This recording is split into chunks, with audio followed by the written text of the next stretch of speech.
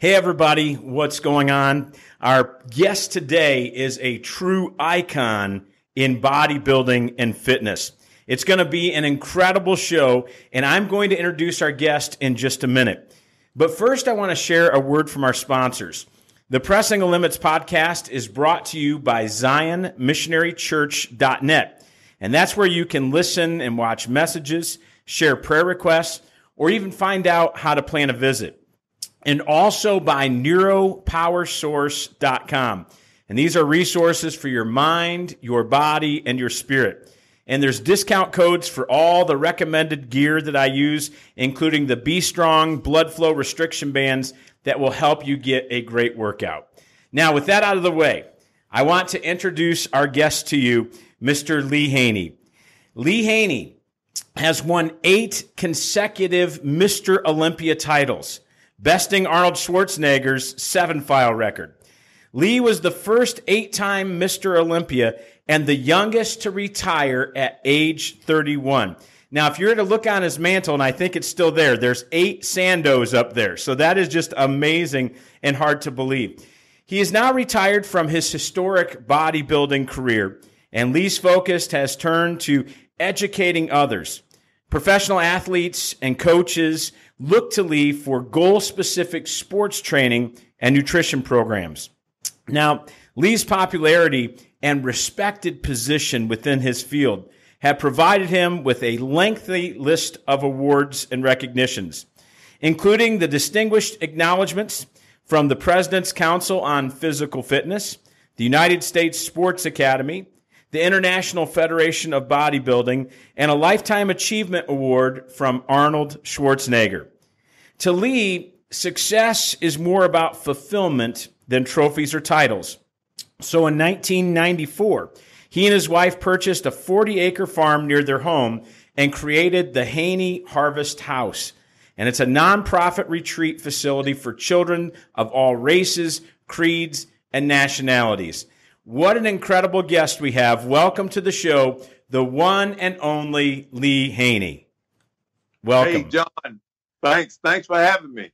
Hey, we are pumped about having you on the show today, and I think it's going to be fantastic. And, you know, it starts out, you had dreams when you were very young of being Samson or Hercules, and your parents really nurtured that dream.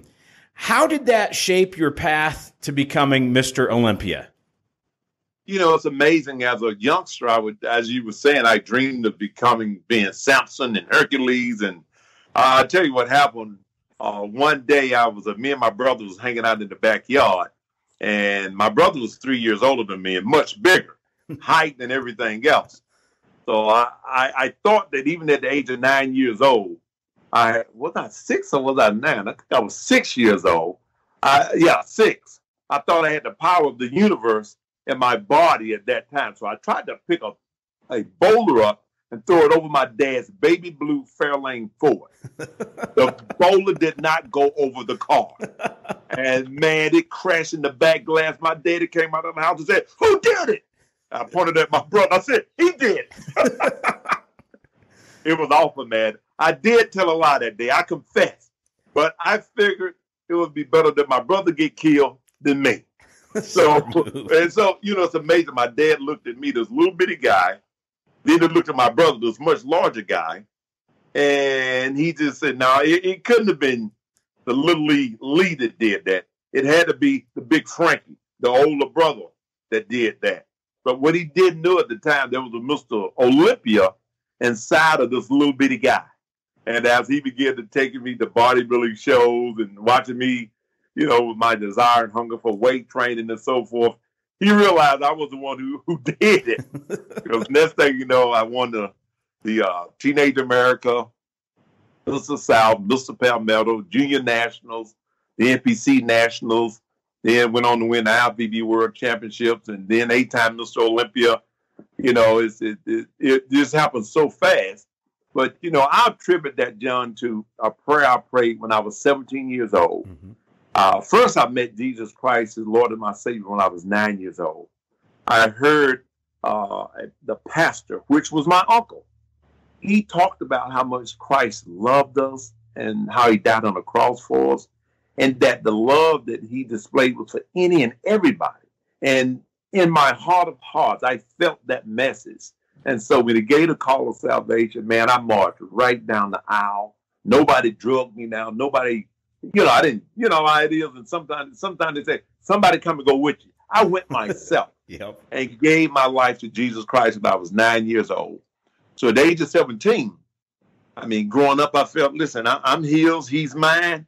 Ain't nothing I can ask my father for. So I got on my knees before going to bed that night at the age of 17, and I prayed. I said, Lord, if you see fit to make me the best at the sport that I love so much, I'll go before the world and give you the praise and the glory. And apparently he saw something in the prayer of that 17-year-old, because here I am today, a walking miracle. The winner of Mr. Olympia, one time is a miracle. Yep. Let alone 8 times in a row, it doesn't make sense. And retire at the age of 31, nobody does that, but God, and so I've lived my years as an athlete, as I do now as a retired athlete, sharing that story about how God hears prayers and he answers prayer, but he tries the heart. Are you going to honor me with this gift that I gave you? Because James chapter 1, verse 17 says, every good and every perfect gift is from above. This is a gift that God gave me, as he gave you. And it's our job to use those gifts to bring honor and glory to him. He trusted me. And in doing so, I give all that I have to him in the way of using my gifts and talent to impact the world for good, to draw people to Christ. That's so awesome. And I read about that prayer, and it really touched my heart, because you were willing to ask God for big things. And I think, so many times today, people ask for small things. They don't really, how big is your God? And how much do you, right. And so it's really inspirational to know that at age 17, you had such a trust in your Heavenly Father. You said, I'm going to ask big. It's go big or go home. Jesus tells us to ask, right. Seek, knock, and you definitely did. So let's talk about this whole experience. I thought this was pretty humorous. Can you tell us about your posing trunks that you wore to the Mr. South Carolina contest? Oh, man, that was the funniest thing. Hey, John, I still got a picture. I have not put those on Facebook or on Instagram yet. I may. But I tell you what, man, coming from a small town, Spartanburg, South Carolina, and even smaller than that, the outskirts of Spartanburg was Whitestone, Glendale, Packlet, Cowpens, tiny communities.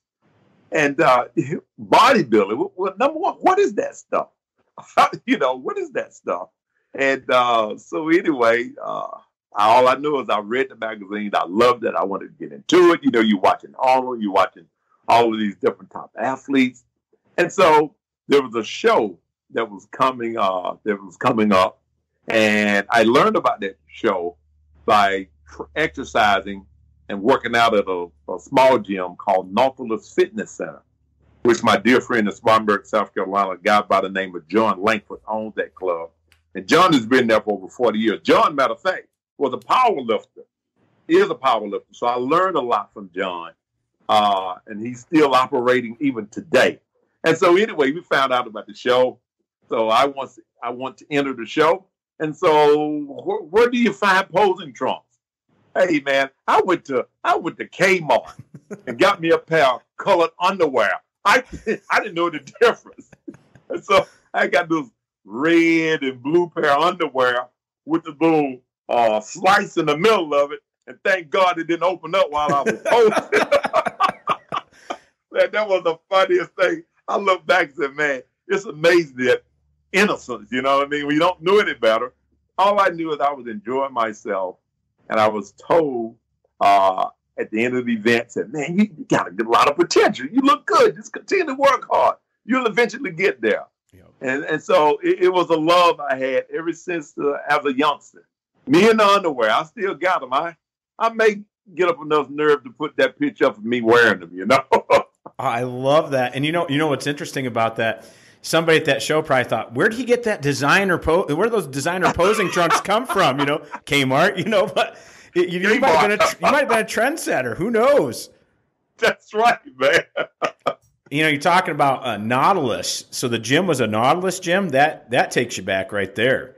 Yeah, it was the first that I've ever heard of a Nautilus, and it was the first in our entire community.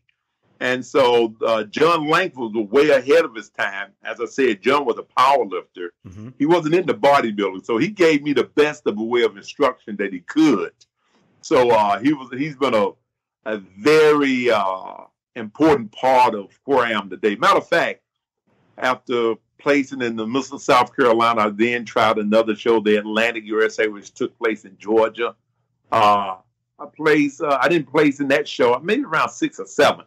So I didn't just come out winning all of these shows, but John was there the whole time. But I'll never will forget, as I'm getting ready for the 1979 Teenage America.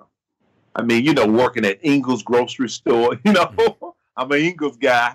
And so, and trying to make ends meet. And the guys at Nautilus raised money, and they secretly raised money to pull together donations to pay for my flight, hotel, and trip there. And so John was ahead of all of that, and I never forgot that and never will. And I'm still very close to John all the time, and the guys who helped make that happen. But it's been an awesome journey, man. Nautilus Fitness Center, that's right, Spartanburg, South Carolina. Yeah, I mean, that was all the rage for a while. Nautilus was everything, But I love that you had people that came alongside of you who believed in your dream to get you to where you needed to be. God used those people to get you, toward your destiny. And there were some other people along the way. Wasn't there a principal and some different individuals that came along and nurtured you? Can you share some of those people who really inspired you and helped you along your way? Oh, yes, man. The principal of my high school, well, first you got Packlet High School, which is my hometown, and then Broome High School was extremely important during that time. Matter of fact, my principal, he allowed me to lift weights during my study hall period. It was something of a secret. He said, "Now look, Lee, don't you get hurt, and you make sure you you be careful in there. But I'm gonna let you do this." And he allowed me to do so. And then there was a gentleman, Mr. James Lambert. He was a dear, dear friend, and I love him. He was my guidance counselor. And I recall having gotten a football scholarship to play in Livingstone College. Football and then bodybuilding, they sort of went together, but they didn't quite. Mm-hmm. But I knew the importance of getting an education. And there wasn't a scholarship available in bodybuilding. So I had to take the route of going on the football scholarship. I played nose guard in high school. And I was the only one in my entire high school to be offered a scholarship, other than another friend of mine named was, we call him Big Mokey. He was huge. He was like 275 in high school, wow. 6'5". He was a monster. And he didn't take his, but I took mine. And again, that was my way of getting education. But after around the first week or so of practice, I just had this bodybuilding bug in me. And I went home before the season, before school actually started that year at college. It was during the summer. And I told Mr. James Lambert, I said, Mr. Lambert, there's a way for me to continue to get my education and forego playing football and put more of my energy into bodybuilding. I would love to do that. I said, but if this is the only way, then, I'm going to go ahead and play ball. And he said, Lee, if it's the last thing I do, we're going to find some money for you. And he made several phone calls and was able to reach out to some of his contacts. And I was able to get what is called a basic education opportunity grant, which allowed me to then enroll in Spartanburg Methodist College and forego the scholarship that was being offered by Livingstone. And believe me, I'm very honored that Livingstone and the head coach there was giving me that opportunity. But my heart was in the bodybuilding. And I never will forget Mr. Lambert for what he did for me on that day. So it took people to make Lee Haney. My coaches, my high school counselors, all of these people, all were men of God that was there to stand between the gap for me. I love that. And isn't it so interesting that when you have a dream, when God puts a dream in your heart, when he has a destiny, that you know it's from God when other people come around and acknowledge that and they can see it in you. And what I love is that you're doing that today. You see that dream in others, and we're going to talk more about that in just a little bit. But, that's the thing. When you have a real anointing from God on your life, people are going to see it. They're going to come around it. They're going to affirm it, and they're going to partner with you to get to your destiny. Now, just for a lot of people that are not familiar with the path of bodybuilding and how difficult it is on the journey just to even get your pro card, can you share with people what it was like, the journey getting to the top? I mean, there's all kinds of shows. You got to get that pro card, and then it's so subjective. Can you just share a little bit about your journey and how that came about? Yes, it is a journey, even more so during my day than today. Yes. To get a pro card today, all you have to do is win first two classes in a national show like the NPC Nationals, or the Junior Nationals, or the USAs, or the North America, these shows. But during my day, you first of all had to compete in a local show, which then allowed you to compete in a regional show. And if you won that show, then you can go to maybe a regional or state show. Then that would allow you to enter a national qualifier or go to a national event like the NPC National. So that was a step. You had your local, then you had state, then you had regional, then you had your national event. So you had to qualify for all of these different events. And if you win your class, let's say in the NPC Nationals, which means the National Physique Committee, that is the governing body of the United States, then you could qualify to go to what is called during that time called the IFBB World Championship. That's the International Federation of Bodybuilding World Championship. And from there, they would select, at least during my day, 4 classes. You had to go either lightweight, middleweight, light heavy, and heavyweight. And it was there that I won the IFBB World Championship in the heavyweight division. But prior to that, I won the overall NPC Championship in the heavyweight and overall division. So it was a stepping stone. It didn't come easy because back then, each country would only produce 4 pros in the whole world. Now, pro cards are being handed out like candy, so it was a whole different ball game during that time.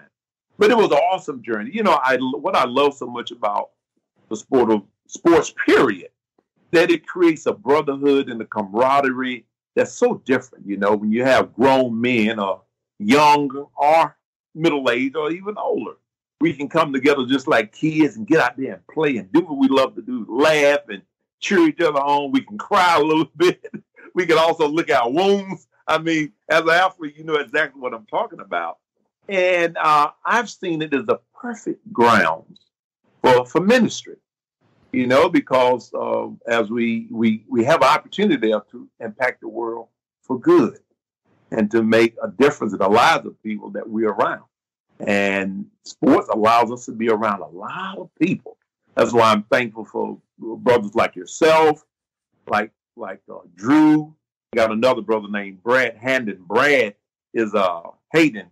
Brad is up in Ohio. He's a big power lifter. He's also a life coach on my certification website that speaks into the lives of people so that you can go there and not only learn how to be a personal trainer, but you learn also life lessons and you get to hear what he has to say and what I have to say when we're talking not just about blood and guts and, lifting 8 million pounds or getting big muscles, but the muscle of life and the character of Jesus Christ.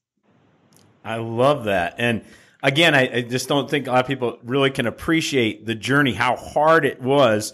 And, let's talk about this a little bit because not only is the journey difficult, but what does contest prep look like? How far out from a show did you begin? How intense were your workouts? What was the diet like? Can you kind of let people into this world? Because it's really a unique thing. You know, a lot of people have no idea. They just see, what's going on stage, or they see, in the magazine, they see the photo shoot.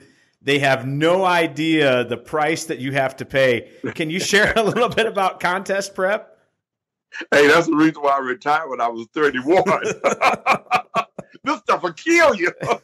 But on a serious note, the thing with contest prep and getting ready for a show, number one is the most important thing is being educated, to learn what exercises promote growth in the various body parts, then to learn how to put the training systems together. That's a whole nother science.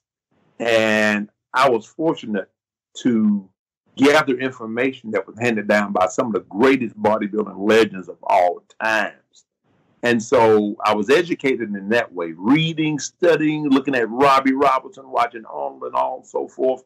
So I was able to design a system that included training principles that had been handed down by Olympian champions over the years. So with that, number one, the training system, and then number two, understanding how nutrition works in the body, how much to give, how much not to give, when to get ready to prep for a show, how to keep your body fat under control. Because the big deal is if you're able to keep your body fat under control, when I say under control, it should stay around 9, 10%. Now, of course, you powerlifters don't understand that. So, I tease my powerlifting brothers. I say, look, you guys just don't want to diet. That's why y'all get so big. You don't have the discipline. Then they call me a swimming trunk guy. So we go back and forth with each other, But the deal is once you learn how to keep the body fat under control, when I say under control, we're talking about 10% in off season, 9-10% in off season. If you can do that, then your contest prep isn't extreme. I was blessed to have what is called a mesomorphic metabolism, body type, naturally lean and muscular from day one. So all I had to do is slowly manipulate the calorie structure, just a little bit, and I could dial right into a show. So generally, if you're talking about regular, local, state competition, around 12 weeks prep is good. As long as you stay within striking distance, that's what I call it. If you can't flex it, don't carry it. And, in the older era, when we trained, we did not believe in bulking up. Mm-hmm. We didn't put on 40, 50 pounds weight in off season. We didn't do that craziness because that meant you were going to have to eat like a rabbit when you get ready for contest prep. So keep the body fat under control so you don't have to change a lot of things when you start to get dialed in for your show. So around 12 weeks before a show is good. 12 to 8 if you're super lean already. And so you have your carbohydrates that can be manipulated in order to dial in to get you more defined and so forth. And when we say dialing in off season, generally around 200 grams of carb is good, when you're training for contest prep, and sometime if your body weight start to drop too quick, then you'll take it up to maybe 250 or 300. But the most important thing, you got to keep it written. And generally also around 1 gram of protein per pound of body weight, or 1.5 grams of protein per pound of body weight, depending upon where you are and where your body fat is. As far as taking in additional fat, you're going to get fat whether you want it or not. The leanest chicken breast or fish is still going to carry about 4 grams of fat, period. So generally, you want to keep the fat around 10, 12%. And it's going to be there whether you want it to or not. So you're dialing in with the right training system. The better training system that I highly recommend and I talk about in my book called Totally Awesome is 3 on off 1. I love that system. It gives the body enough time to recover. You have enough frequency and training to develop muscle separation, which is very important. Cross striations, all of that, muscle maturity makes you a great athlete when you hit the stage. Of course, there's other systems where some guys are training once every 7th day, which is that type of training I point more towards in the area of powerlifting because you're training real heavy. And guys now take on a more powerlifting, more massive physique because they use that type of system. But during my day and Arnold's day, Robbie Robinson day, Frank Zane, we always use a type of workout program whereby we train more frequently. And we never had to train down for a show by losing weight. We would always get bigger as we prep for the show because we ate more food, because the workload was higher. So our body fat was always kept under control. So yeah, that's contest prep there, and just eating clean, you don't junk yourself in off season. Then you can have your ice cream. Listen, I know what to eat. If I want some junk, it's going to be carrot cake. I'm going to eat healthy junk. If I want some ice cream, I have tofu ice cream. So there's, if I want some pie, guess what? Sweet potato pie, beta carotene, high in fiber, all of the things that's good for the body. I don't totally junk myself with empty calories. I would junk myself with calories that produce good nutrition and that make me feel good, that my body won't see as a foreign object. Yeah, I think it's so interesting because I think, what were you, about 260 in off season with your body weight? Right. About 260. Then contest, I was either my last show I was at 254, but I just stayed around 247, 248. Never went higher than 260 in off season. Always within striking distance. And see, I think it makes a big difference because you see today just it's just a totally different thing. You guys had a different kind of split with training and all of that. And what I think really makes the difference is, I think, not to take anything away with the bodybuilding today, they're just totally different in what is admired as a physique. What I think is interesting is back when you competed, it definitely had much more athletic physique than what we're seeing today. But it's all preference. It's subjective to what you like. But I just think it's so interesting. And then tell us about contest day. People really can't appreciate, the going without water and all these different things to get that look. And one things that people are really interested in don't know is that bodybuilders don't look like they look on the stage 24/7, 365. No. Tell us what contest day looks like. I mean, you got to get your tan done, all these different things that people do, oiled up. Different guys use different things, but the oil, all the things to make things shine. Can you tell us what that day looks like? Oh yeah, man. That I need to tell you what that week looked like. Because it's more than just the day. That particular day is the day in which you have to peak. Everything's got to be there. But leading up to that time, that week prior to the show, that's what's really important. If you don't get that right, you're going to blow 12, 16, 20 weeks, 8 months of training. Mm-hmm. You can blow that in one day if you don't peak right. In my book, I talk about there's two different schools of thought. Of course, you've heard of carbohydrate depletion and carbohydrate loading. Now, it's a science. If you can get that science down to the T, man, when you hit stage, you're going to be rocking and rolling. If you don't get it to the T, you can blow it.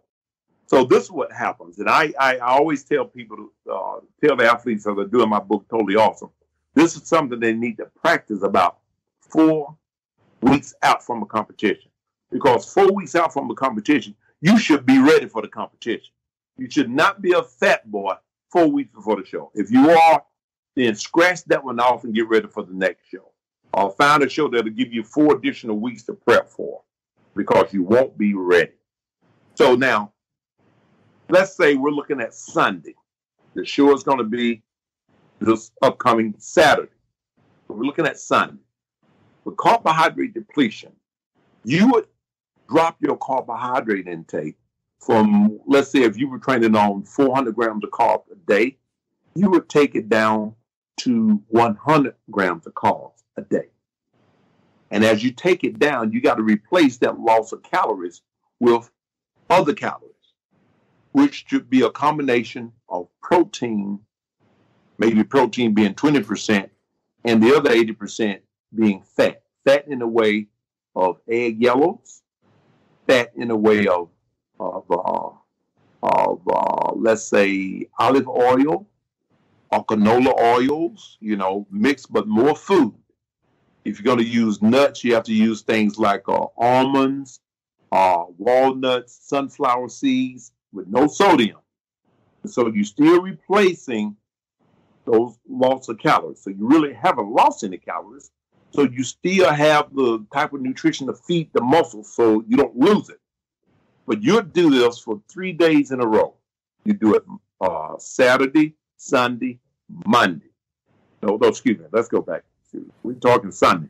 Sunday, Monday, Tuesday, and in some cases, with some people, it may be Wednesday. And see, that's why I say you got to go back and find out. And right around Wednesday, you should be totally flattened out. And so you've got your carbs at 100 all the way through Sunday, Monday, Tuesday, Wednesday. Okay? Then here come Thursday and Friday. You take those carbs from being 100 back up to where you were at 400. You would go back to 400 to 500. Generally, you would go not just to 4, but to 600 on Thursday and 600 on Friday. And so what happens because of the muscle cells shrunk during the time that you were carbohydrate depleting, because you're still training doing carbohydrate depletion. But when you load, you're not training. Be still, maybe do a little posing, do a little tanning, relax. So that the glycogen, which is brought about by carbohydrates, can replenish the cells. Then that swelling effect happens. So the muscle starts to pop. Now, as far as water is concerned, I never, ever recommend to stop drinking water. No. What you do during your depletion phase, because your body's going to actually has been given a natural diuretic anyway. So you're going to start flushing anyway. So what you do during that time, you use things like B6. You use hot tea with lemon, which tea will automatically flush you. Then you have your other teas that have like a dandelion, buccal berries, and you can use asparagus. All that helps flush the body also. So you get rid of your water in that way without losing your minerals. You don't want to do crazy stuff like taking a Lasix and diuretics. Don't do anything crazy like that, prescription diuretics. It drains the minerals out of your body and causes you to cramp.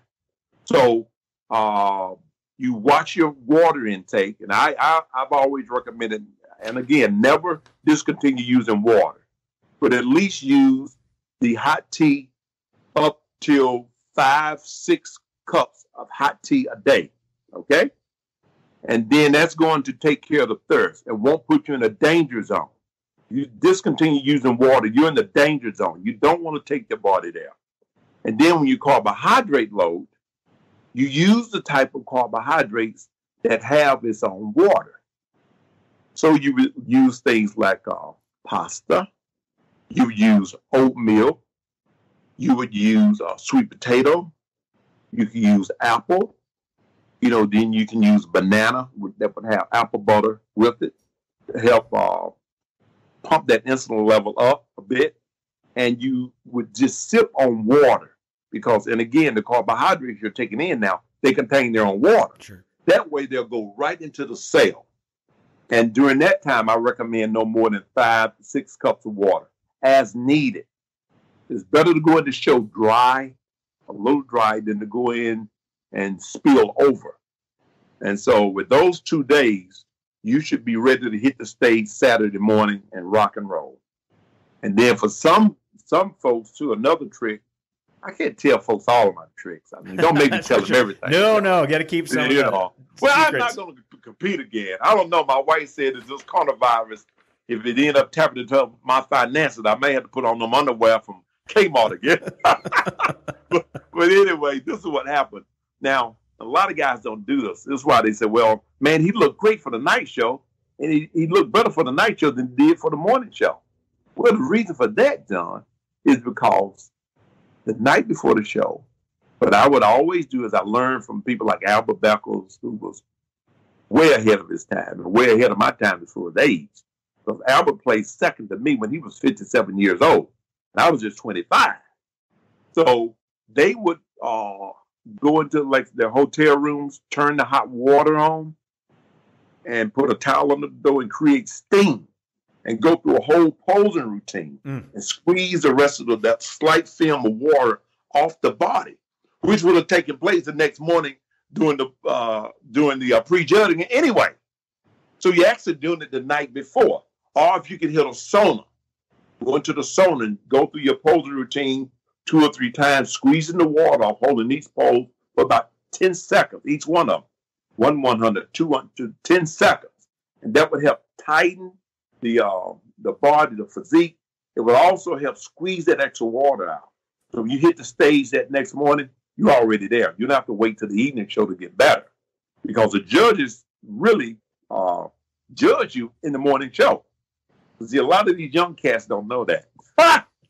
Yeah, it's fascinating to me. You know, people don't realize, you know, and this is what's amazing is you are, you know, kind of on that cutting edge of that super compensation that you're talking about, you know, restricting carbohydrates, then loading, and the muscle super you know, it's just amazing. And I think you had these ideas and you know, you implemented these things and it showed. I think that's why you're the first 8-time winner. I mean, you trained hard, but you trained smart. You know, science was a big part of everything that you did. And I just think that that's awesome. And I love hearing that.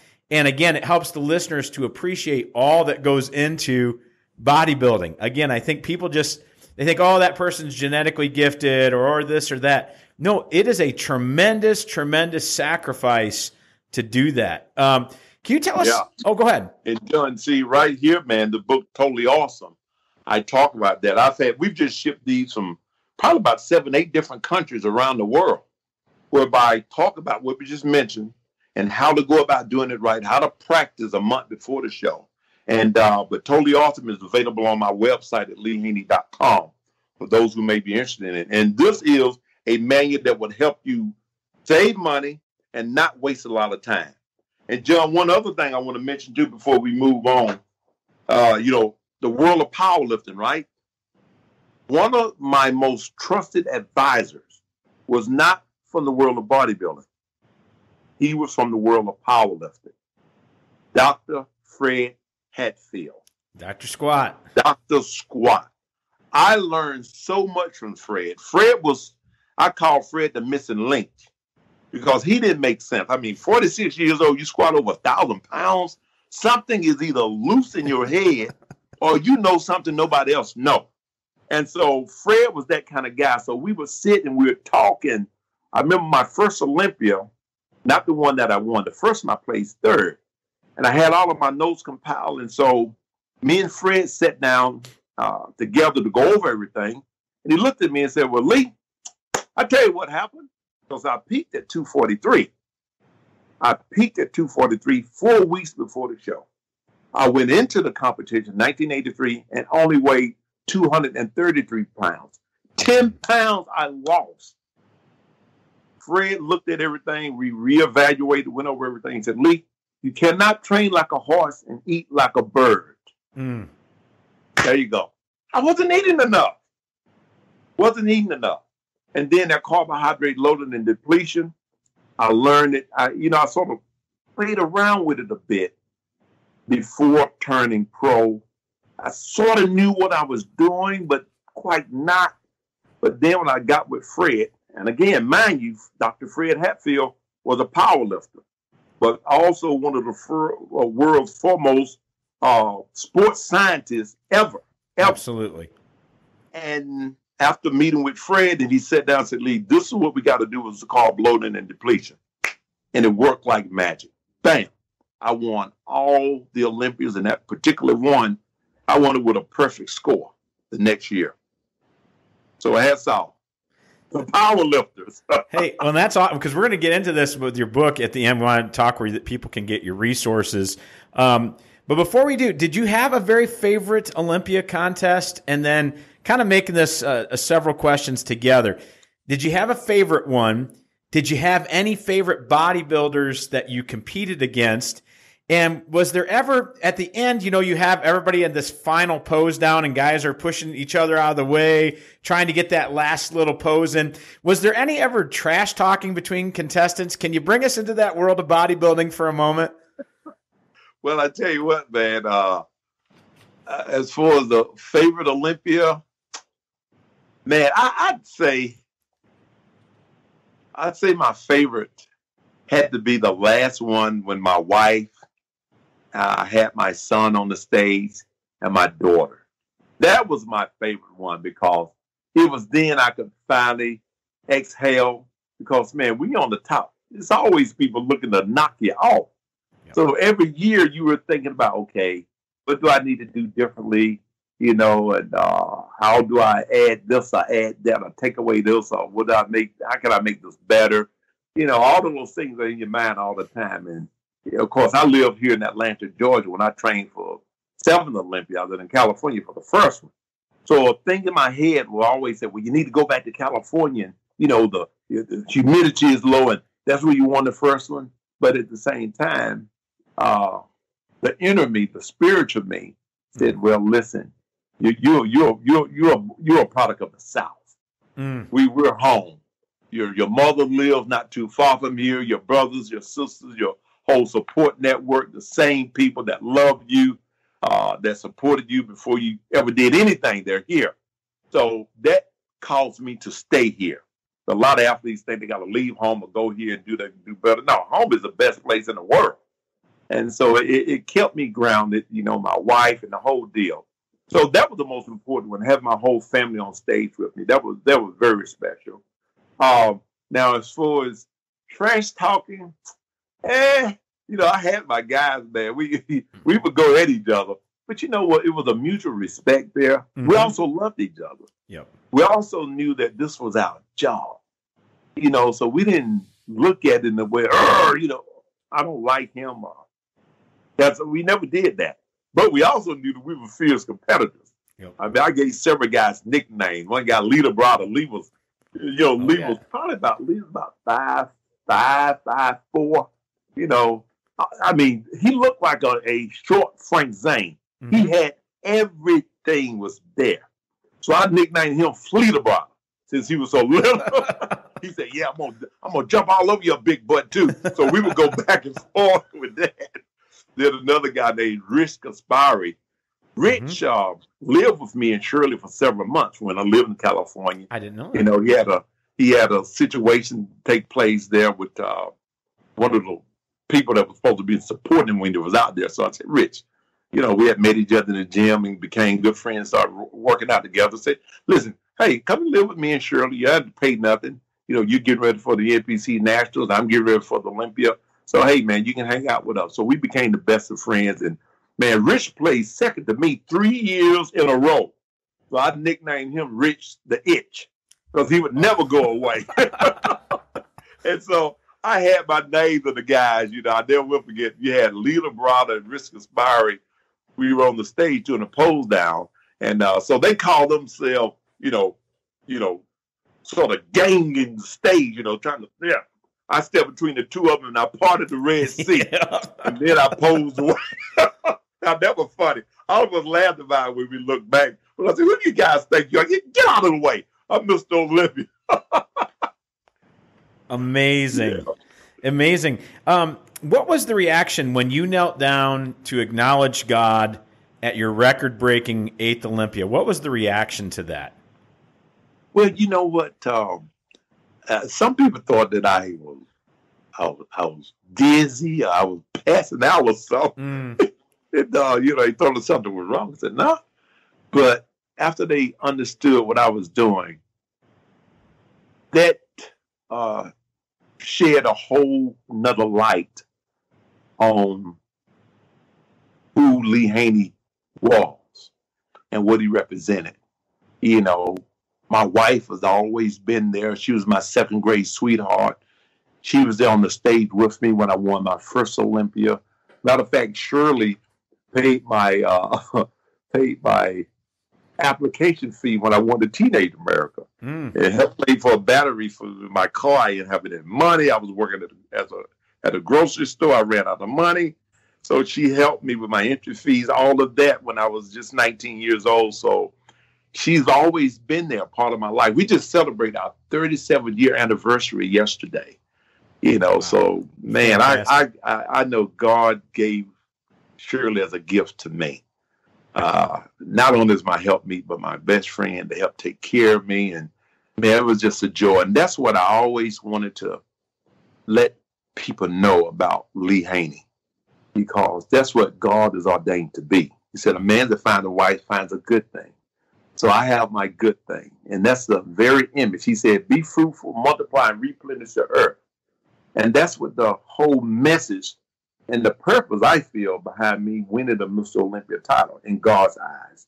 He gave me that to honor him and to draw men to him. So when they see, say, okay, what's different about this guy?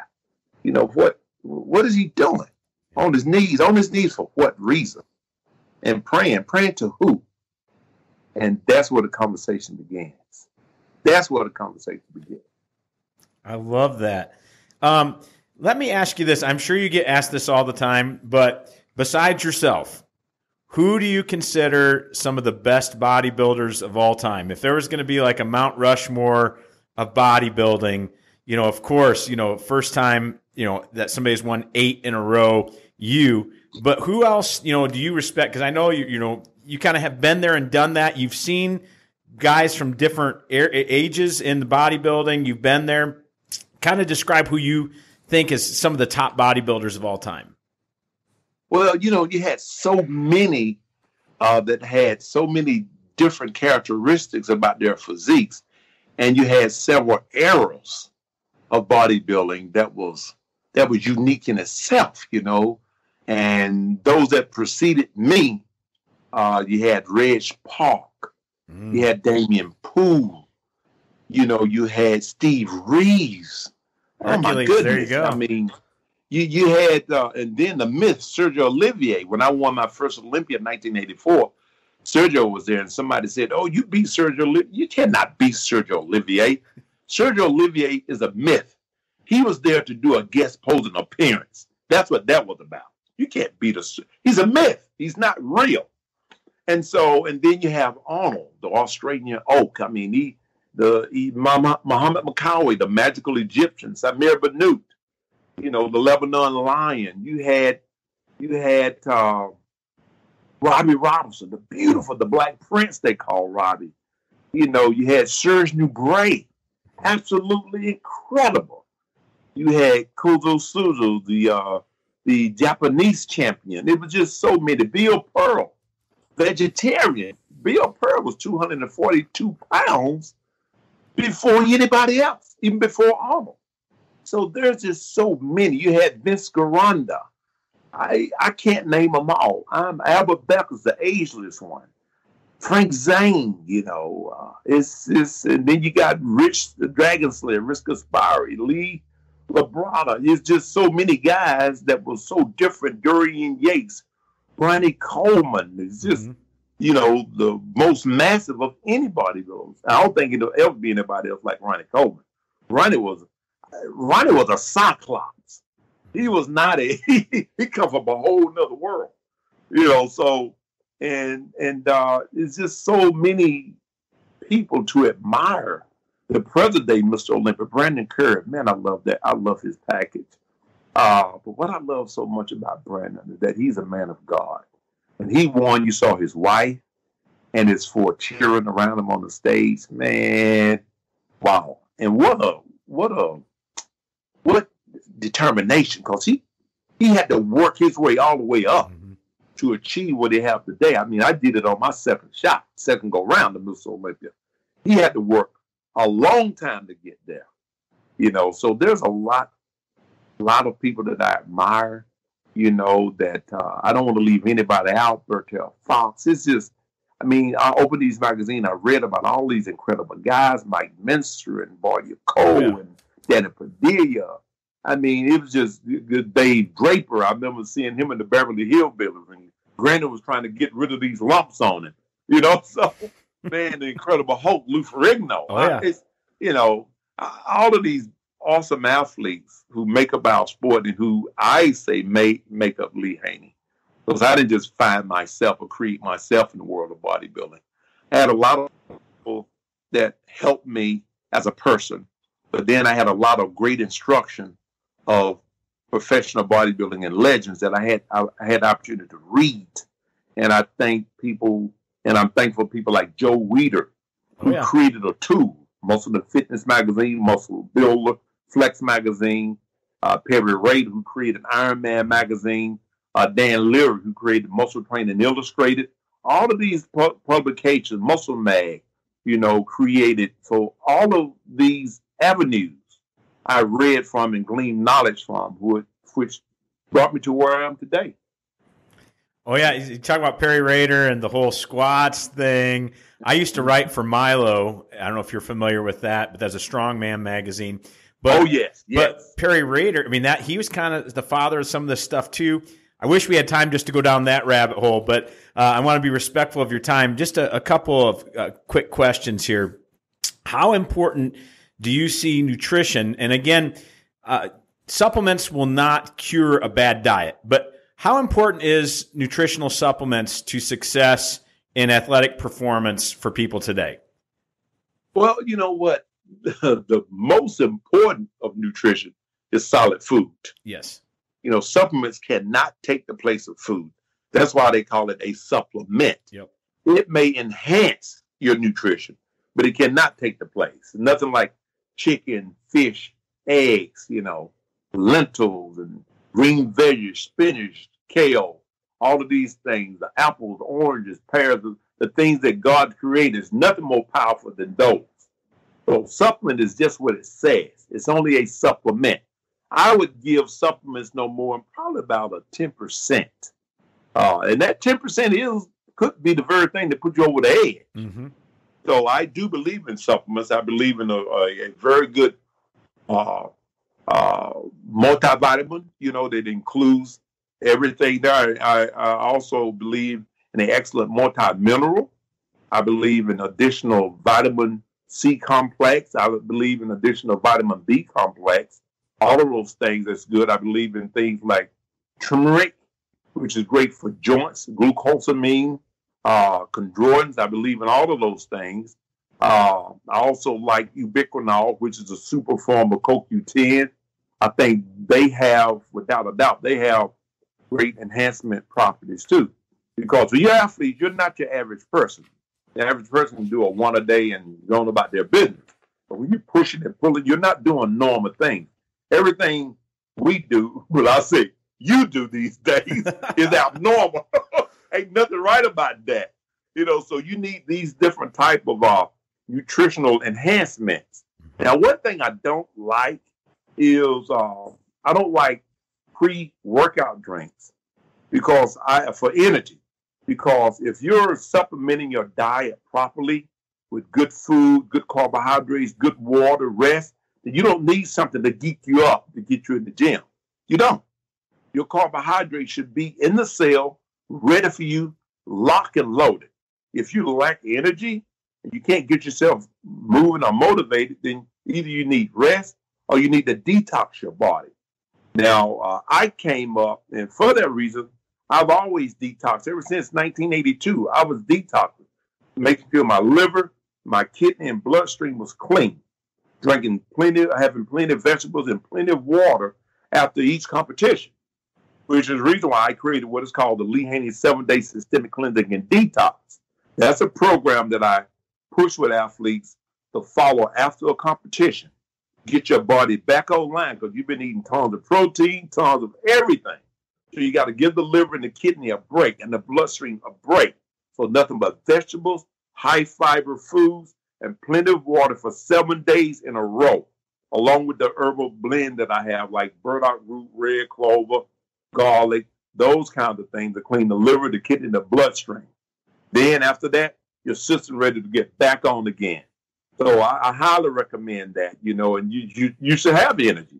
If you lack energy, the only thing that I would use from time to time to give me a little kick would be some coffee. Coffee makes the world go round. Oh, yeah. So coffee and a prayer. I said, Lord, I never will forget training at World's Gym in California. It was hot, and I was tired. and I'm rowing around 280 to 300 pounds. And I stopped in the middle. I looked to the heaven. I said, Lord, how long? How long? Because I wanted that accident to be over because I wanted that Mr. Olympia title. But hey, he didn't say anything, so I just kept rowing. I love it. I love it. Well, last question. There's so much we could do, we could talk about, because you are truly a fascinating, incredible individual. But what I'd like to do is kind of close with this. Where can people learn more about Lee Haney, your resources? I mean, you've got some fantastic books out. You have a nutritional program. People need to learn about Harvest House and all the great work that you're doing there. How can people find out more about you? How can people get your resources?